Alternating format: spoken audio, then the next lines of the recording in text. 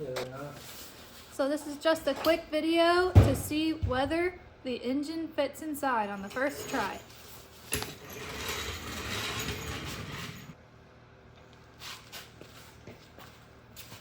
Actually, you have to watch it over there.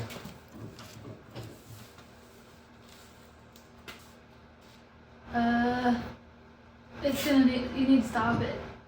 So it's not gonna clear right there.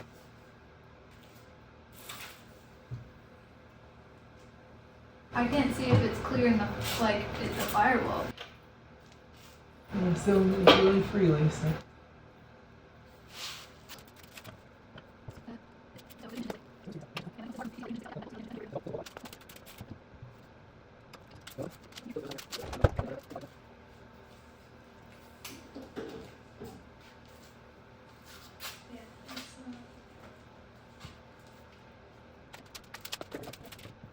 Still fun. Oh, it's got to go way this way. See where it would have to line up at.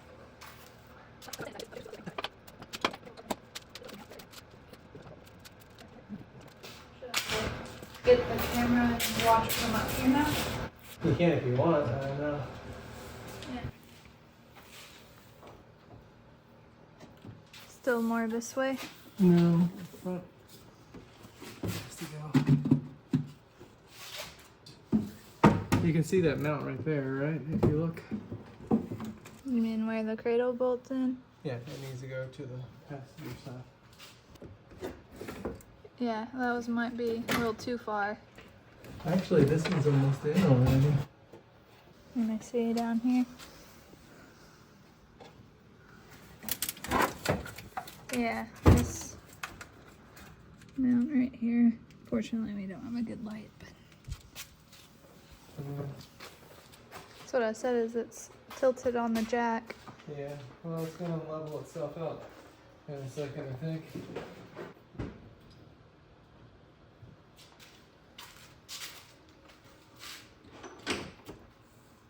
What's that stuck on?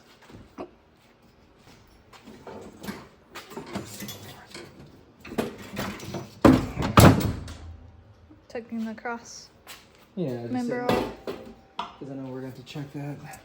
So it's still just high over here. So do you see that? That side's practically in.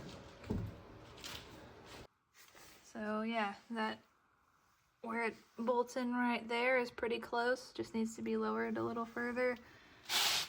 And over here.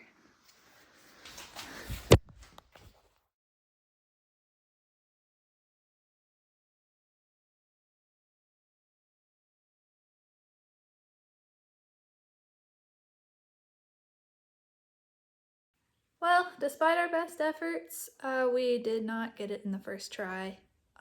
Almost. It was what we initially thought about having very little room by the firewall. So what we're doing now is Mike is re-drilling the holes for one of the mounts. We're gonna try to scoot the engine back about 1/2 inch, right Mike?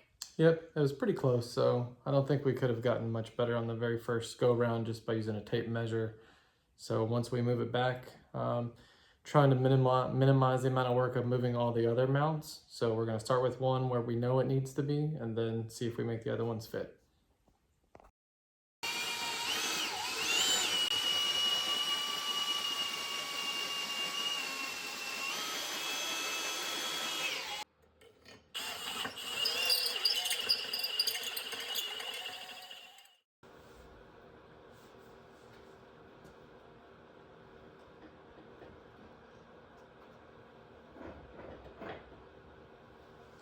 I mean, yeah, that went back a decent amount further.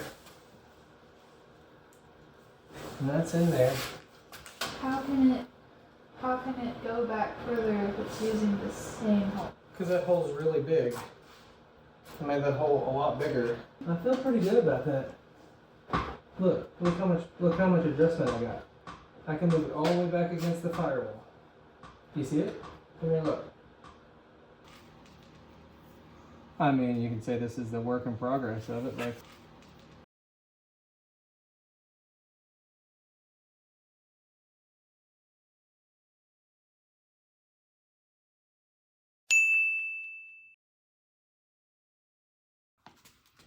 So obviously clearance against the firewall was kind of an issue in our test fitment, and we couldn't really move this any further back because it's going to hit the back of the cradle.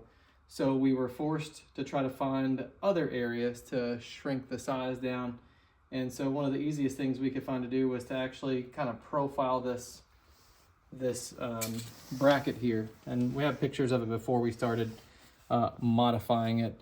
But one thing when we do that, I really don't like things that look like they were hacked up in a garage with an angle grinder, which is exactly what we did with it. So we tried to come up with a profile that looks pretty much similar to what the factory would do. So we made some really nice contours here, and it looks like it will probably add about 3/4 of an inch, which should be enough. So if you look, actually you should look in the car and you'll see where they bulge the firewall out. You'll see what we are trying to overcome.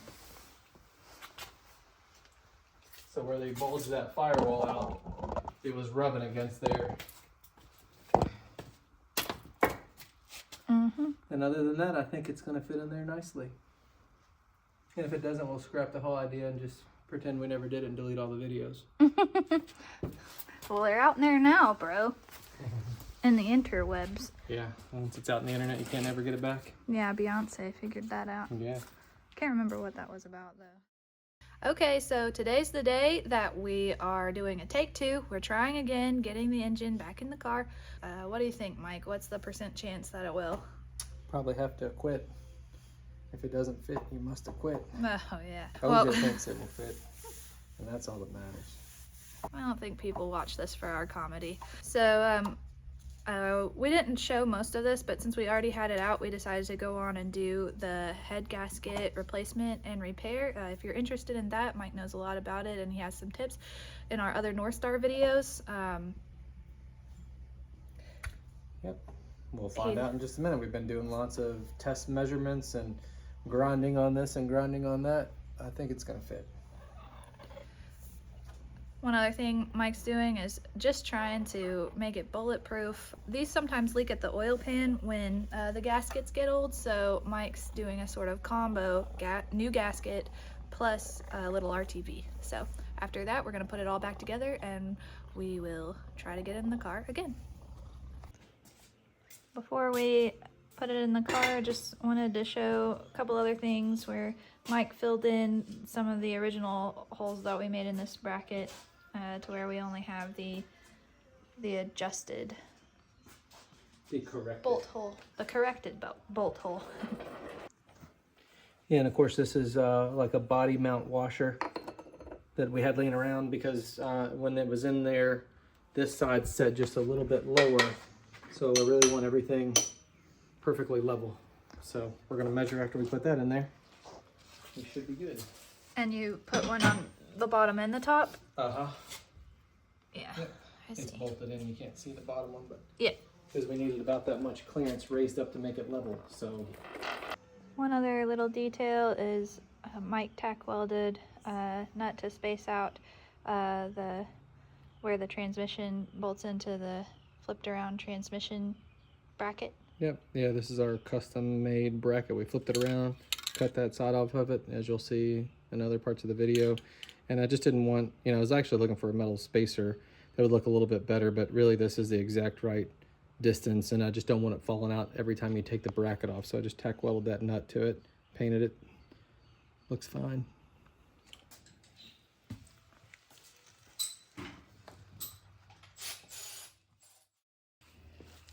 This is take 2 of Will the Engine Fit?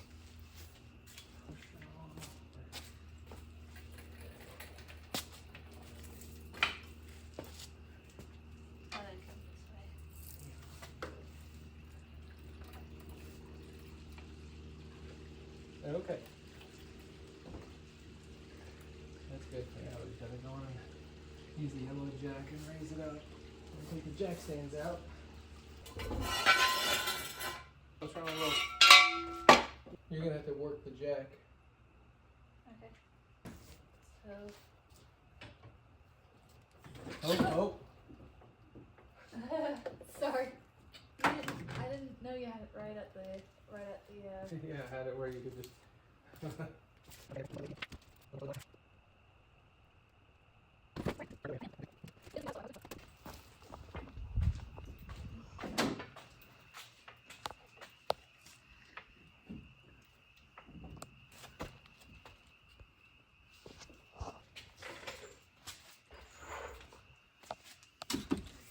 So really, it just needs to twist. You don't need to milk how much.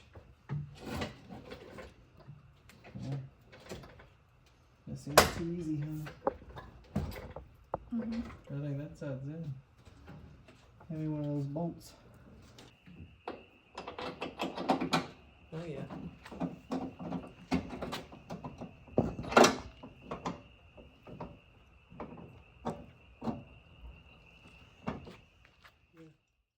Well, folks, she's in. Yep, fits in there. It's definitely snug, but we have everywhere where we clearanced it is pretty much perfect.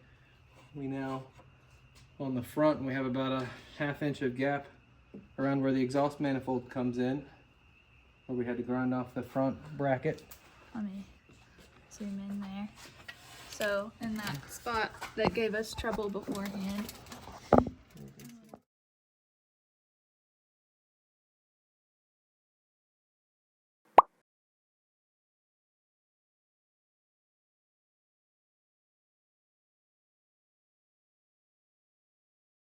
It's close over here, but it's definitely clearing. There's a few more changes we're gonna have to make. One of them being that this hinge right here for the trunk lid is hitting the valve cover. We're really trying to do everything we can to keep hood and the hinges, which Mike already grinded off a little right there, but it looks like we're gonna have to try to figure out something, right, Mike? Yep, yeah, the good news is it looks like our alternator will still be able to stay where it's at. So the alternator clears really good. So really, other than that deck hinge for the lid, I think everything else is like 100% good.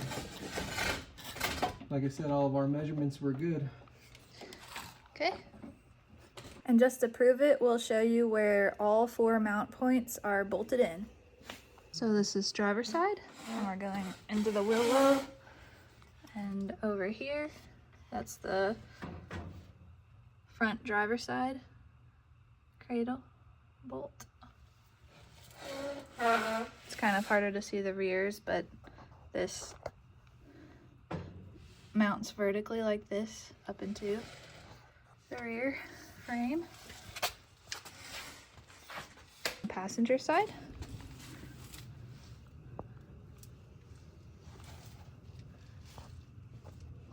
The hose in the way kind of, but you can kind of see that it's bolted through.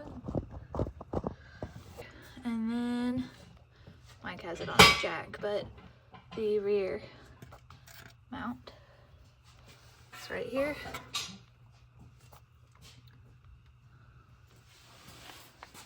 So this is the rear, and I'm gonna go under and show you where the rear of the cradle is and the 2 exhaust pipes. There's definitely enough room to have them come down and out. Honestly, this is about as good as it can get, right? Yep. And where we cut the trunk, we're gonna make a panel for that, but that fits perfect. Looking forward to the fun stuff of making exhaust instead of trying to make an engine fit in the back of it. Yeah. Because that exhaust should be pretty loud. I don't know if we explained it before. The trunk used to hang down lower. We basically cut the bottom out of it and, you know, raised it to be higher so that the exhaust can come out, but we still have a little storage place, or as a Corvette guy would say, for our golf clubs. Yeah.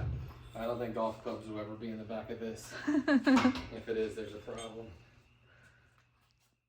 So do you think we worked a miracle, Mike? Maybe not quite a miracle because other people have done it, but it's a miracle for us. So out of this garage, it looks good. Got a few little things to work on, but we definitely progressed. We didn't make any steps backwards this time. So I consider it a success. Yep, 100%. So what are our next steps now, Mike? To fish the wiring back through, to move that hinge over, and to just generally make sure everything, because you know, when we're racing, things are going to be rocking back and forth. So we need to make sure there's not going to be anything that clears that maybe need to make a little bit more of adjustment on. I don't think so, but we just have to double check all that. Do you think we'll be able to actually get it running in there soon? Once we get the wiring fished back through and some fuel to it, it should run as good as it did before we did all this.